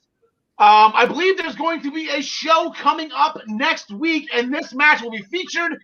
It was featured in John the County's trivia. It was the win for Little Brothers all around the world. The opening contest at WrestleMania 10, where the Rocket, Owen Hart, stepped out of the shadow of his big bully brother, Brett. Absolutely incredible match. All jokes aside with the brother thing. These two put on an absolute clinic, way ahead of its time for 1994, in my view. Brett had some great matches back then, but this was probably his best one. No titles on the line. 0-1. That was your trivia question, right, John the Connie? That was my trivia question. What did he win with? It was, your trivia question was flip, right? how did he win it? It was a victory roll. The victory. I'm sorry. Yeah, the victory roll was on his shoulders. I couldn't remember what they call it. He was on his shoulders, ran around, and he got fall. Not many younger brothers have wins over their older brothers at Mania. Kane went 0 for 2 against his older brother, The Undertaker. Jeff couldn't get the job done against Matt at WrestleMania 25. But Owen got it done. Only for Brett to go on later that night and win the WWF Championship over Yokozuna, which did not make Owen happy. That was a great ending right there. I believe Brett was on everybody's shoulders. Owen comes out, he's shaking his head like, what the hell? I just owned you. I just beat you. And then you see Savage holding the rope, telling him, come on in. It was Savage and Piper was telling him to come on in. So that was number 3 on my list. So, any comments about that? I had a little bit of ahead of schedule here. John Connie? I just watched this match this afternoon, and you are absolutely right. It was a technical masterpiece. It was fantastic. It was just two guys who are about as good at what they do as anyone ever, and they put on a show. All right, actually, I should have asked that question because it will be on Daily Wrestling News Show. Next week is WrestleMania week. You're airing all this. Ryan, what day is WrestleMania 10? Tuesday is going to be WrestleMania 10? Tuesday. All right, so make sure you stay tuned. Tune into the Daily Wrestling News Show next week because it's WrestleMania week all again with the stats show. Actually, I'll just throw up the graphic right now. We're doing the reads for it. Might as well just throw up the friggin' graphic for it. Where are you? There you are. Make sure you come out. You're going to have John DeConnie on tomorrow to recap Impact and promote NXT AEW. John Smith will be on Thursday, and then next week will be WrestleMania week again. All the WrestleMania specials that we pre-taped ahead of time, including my very special statistics show the Friday before WrestleMania. Get all the numbers galore. If you're into records and numbers and stats, that will be the show for you. The Primetime Rundown, powered by StreamYard with Joey Jarzenka, Ian Schreier, and Rob DeLuca, is now on at 6 p.m. on Friday nights as they take you through the wide world of sports right here on all of the Eastern Observer platforms. Please stay tuned. Please go to the easternobserver.com for more information. The Body Slam Brigade newsletter, 4,000 what, Ryan? You're over 4,000. Yeah, 4,011 last time I checked. It's probably more. All right, receive this weekly column, a great toilet bowl read.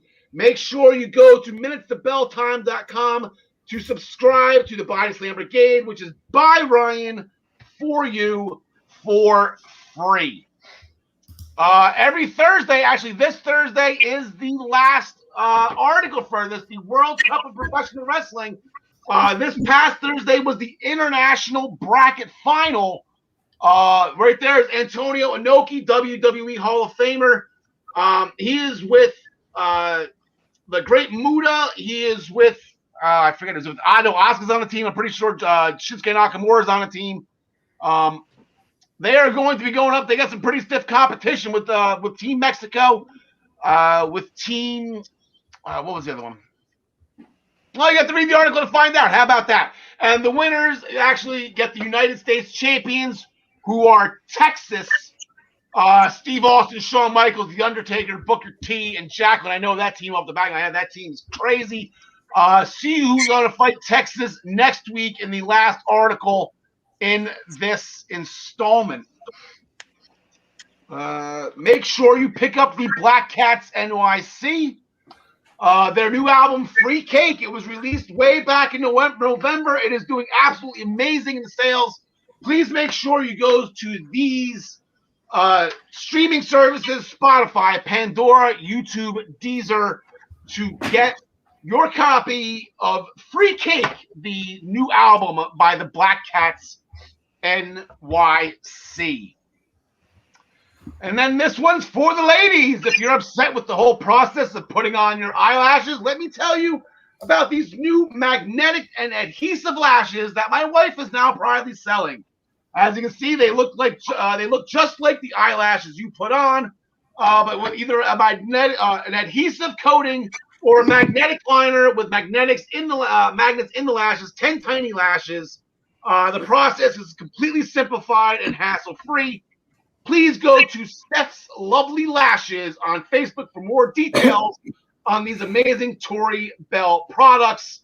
And it's as easy as lash liner, boom. Real quick, there's been a lot of questions and controversy about these lashes. No controversy, but some questions. They are cruelty-free, and they are vegan, which means, the bottom line is they were not tested on animals, but I would like to believe that if they were, those animals would look pretty fabulous. Go to ProWrestlingPick'em.com. The sponsors of the show. It is WrestleMania week. We put up the points. We put up the standings every week. Now is a great time to go on, try it out, pick all your winners for WrestleMania. Join us in the Essential Wrestling Podcast pool, or you can create a pool with your friends. I do believe somebody put as a comment on the bottom for everyone who's playing at WrestleMania, $5 a head, winners take all. I can't promote gambling, but I love the enthusiasm. Go to ProWrestlingPick'em.com, and guys, she will like it too.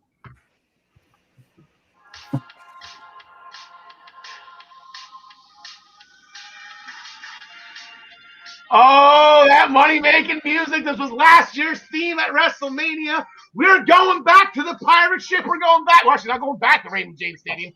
But we are back here in Tampa, Florida, where we should have been last year. Please join us Saturday, April 10th at 12 noon for the WrestleMania Essential Wrestling Podcast special. Myself, John DeConnie, and John Smith will be there going all over all of our thoughts, all of our exaggerated theories, all of our things that we want to see, that we love to see, and then have the exact opposite happen at WrestleMania. Or at least I guess I should speak to myself on that one. But please join us on all of these Eastern Observer platforms. The way you watch this show is the way you can watch us on Saturday, April 10th. You will be off in time for Hardcore Justice, which will lead us into night one of WrestleMania. And then next week, join us back here. We'll get things set up for that show on episode 48 of the Essential Wrestling Podcast. I might be there. I might not be there. I'm probably going to be jumping in and out of the screen every once in a while. Ryan will. I'm going to have to take the week off. I did pre-taste some stuff. You will see me. You will get my picks and my predictions for NXT TakeOver. I'm not letting that show pass without having my word be heard. So, John DeConnie, anything before we leave? No, sir. I think we've done the week justice. All right. Brian Joy, I don't know. I guess your cousin likes my graphics better than yours. That's rough, man. They're pretty good. I like the stick figures. Yeah, it was fun. And then I guess the world title picture at New Japan 1973 was the first one. And thank you for watching, Travis. Thank you for watching, James Wheeler. We appreciate all the comments. We love having people chime in, be a part of the show. Don't be afraid to ask questions. Just keep it clean, and we can have as much fun as possible. John Smith, anything from your end? Everrise rules. Everrise, I love that shirt. I'm so happy that you got that shirt. Let me get this ticker back up here. There we go. Thank you very much for joining us. My name is Karl. Alexa Bliss, we love you. Tegan Knox, Get Wilson, you got to be back soon. Right next week is TakeOver. Make the surprise appearance. Let's get it done. John DeConnie, take it home. Thanks for joining us. And as always, we wish you the best in all your future endeavors.